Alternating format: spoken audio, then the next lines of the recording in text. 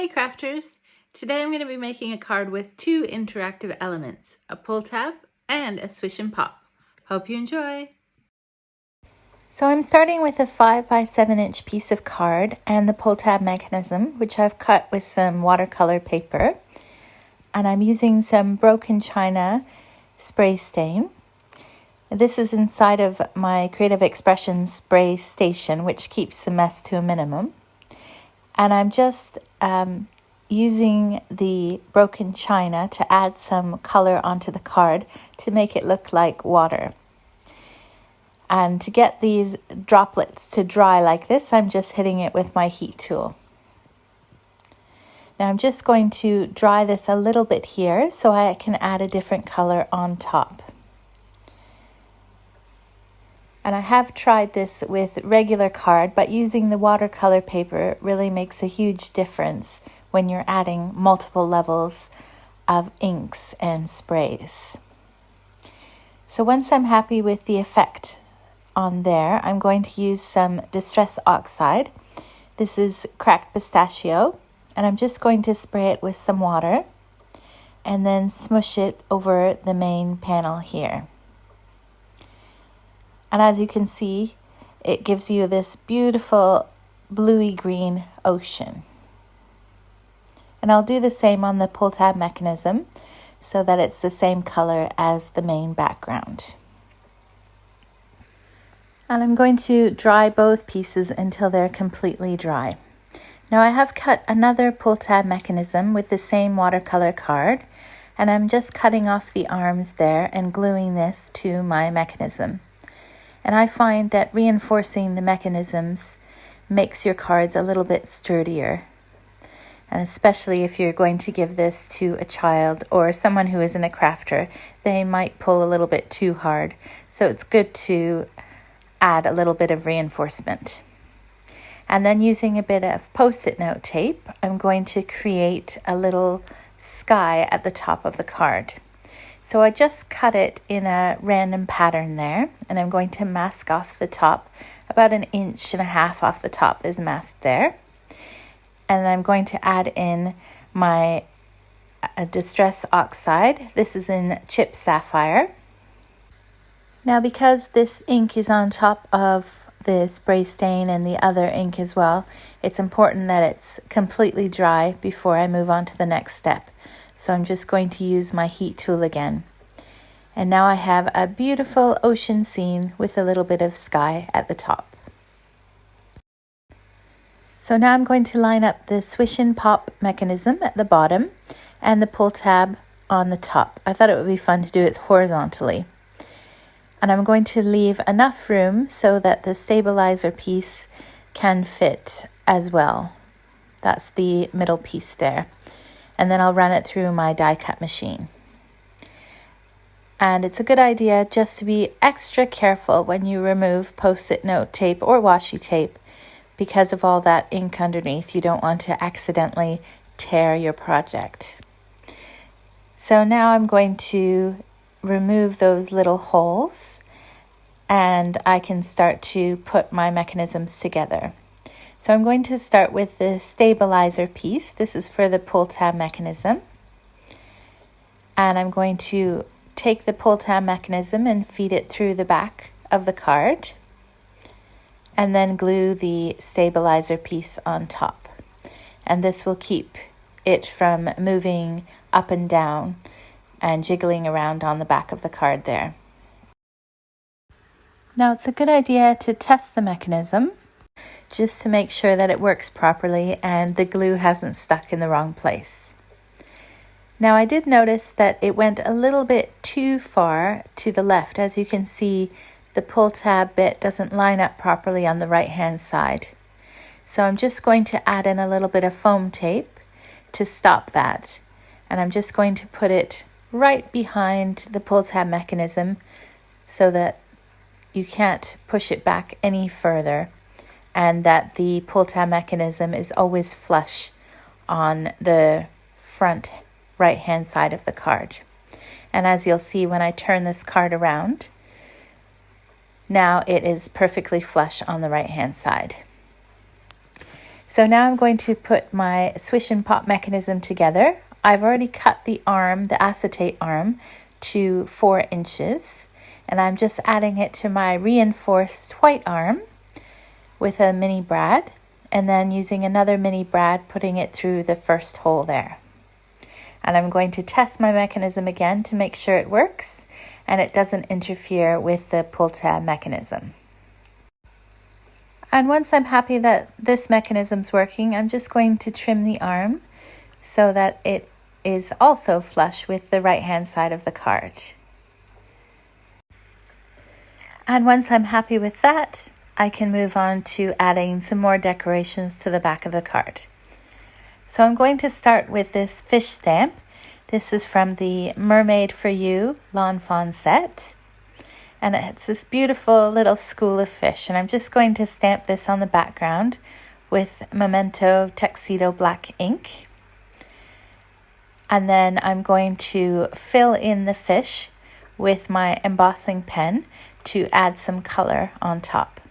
And I'm going to be using some embossing glaze for this. So I'm going to start with this school here, and using my embossing pen, I'm going to color them in and then add in the Tattered Rose embossing glaze. And I'll heat set all the fish at the end.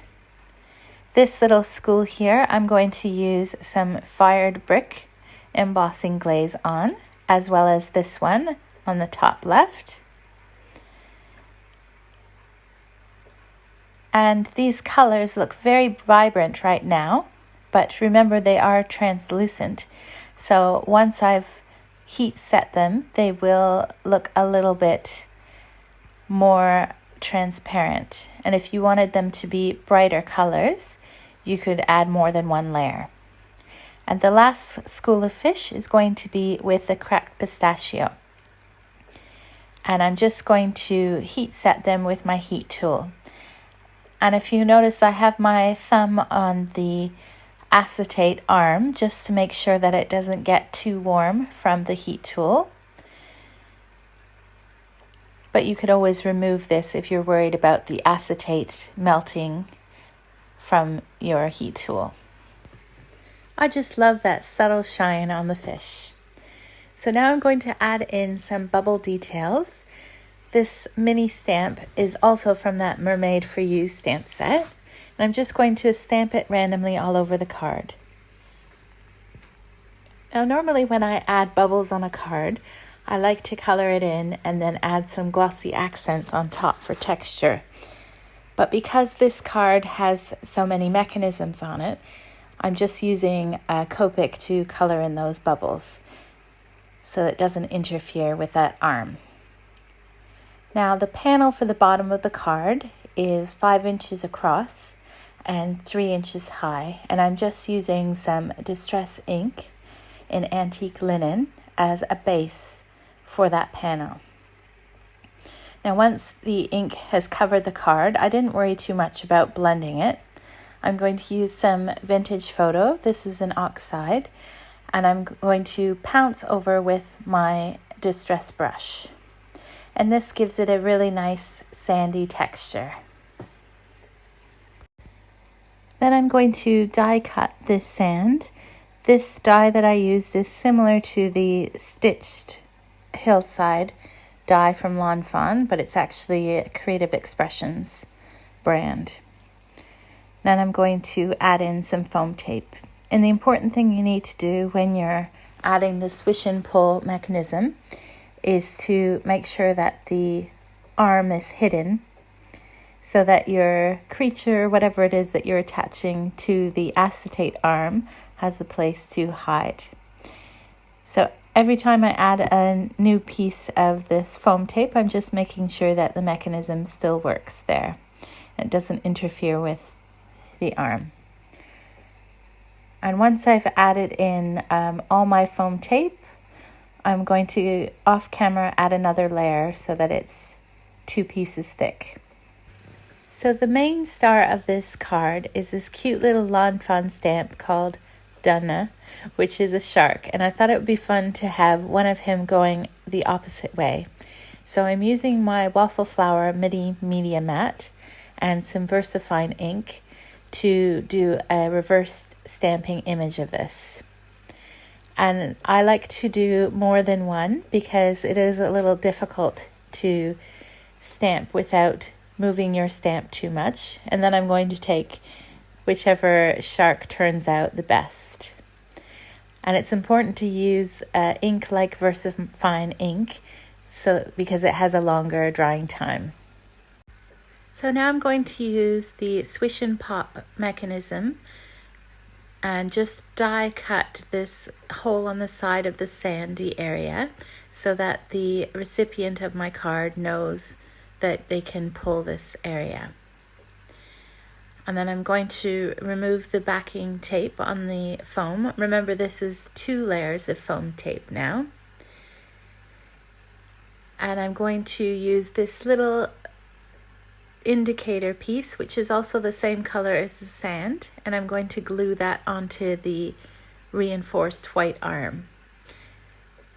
And for the arm at the top on the pull tab, I'm just going to use a white piece to mark that. So I'll just add my sand on top of the foam squares there, and then I can add the white piece onto the pull tab mechanism. And then I'll just test my mechanisms again to make sure they're working and that I haven't accidentally added too much glue. And then I can add in some more stamps. So the sharks are the star of this card here, but there's also some rocks from the Mermaid for You stamp set, some seahorses from Seahorsing Around, and a whole bunch of seaweed. This is from the Thanks a Lot'll stamp set. And I'm just lining up my shark onto the pull tab mechanism and trimming it down so that I can add my shark on this pull tab without seeing the area behind it. And then I'll just glue him onto that modified pull tab there. Now this is the first time that I've added the pull tab mechanism going horizontally on my card, but I really like the effect that this gave, and I think I'll do this again sometime. Now I'm just going to line up a couple more sharks onto the acetate arm so that they go behind the sand part here. And once I'm happy with where they're placed, I'm just going to add a bit of double-sided tape, and I'm just pushing the sharks onto it gently and just testing it to make sure that they don't interfere with the shark at the top of the card on the pull tab mechanism. And then once I'm happy that these sharks work well on both mechanisms, I can glue them down with some white glue so they're secured on the card. Then I'll add in the other images around the card, creating a fun underwater scene for my sharks. And all these images I applied off screen just using some white glue, and I made sure that when they were stuck down they didn't interfere with that pull tab mechanism. Then I'm going to add my sentiment on the top. This is also from the shark set, the Duh-nuh shark set. Now because of the pull tab mechanism, we need to add some foam tape to the back of the card here.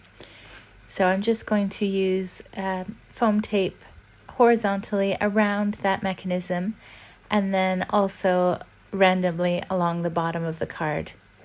And then I'm going to remove it and put it onto my 5 by 7 inch card base. Now when I mail this to the recipient, I'm going to add in a little bit of craft foam under the sand there so it doesn't get squished. And that way I'll just put remove note on it so that he'll know to remove that before using the mechanism. On the inside of the card, I'm just going to add in a cute little sentiment. This is Jossum and another one that says you are. They're also from that mini shark stamp set. Then I'm going to use my leftover shark here and a little bit of seaweed just to add a bit of color on the inside of the card. And the last thing I'm going to do to finish up the card is just to add a little bit of glitter on the front there. And I'm just going to add it to the seahorses. This is the Ranger Stickles in the shade Unicorn. And if you're adding texture or stickles, just be careful not to let it interfere with the mechanisms on your card. And these seahorses just look beautiful with a little bit of sparkle and shine.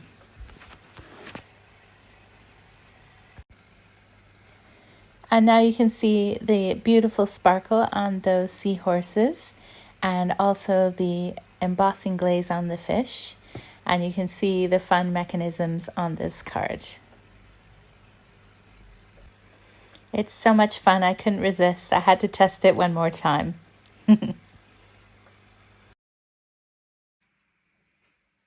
Thanks for watching. I hope you found this inspiring.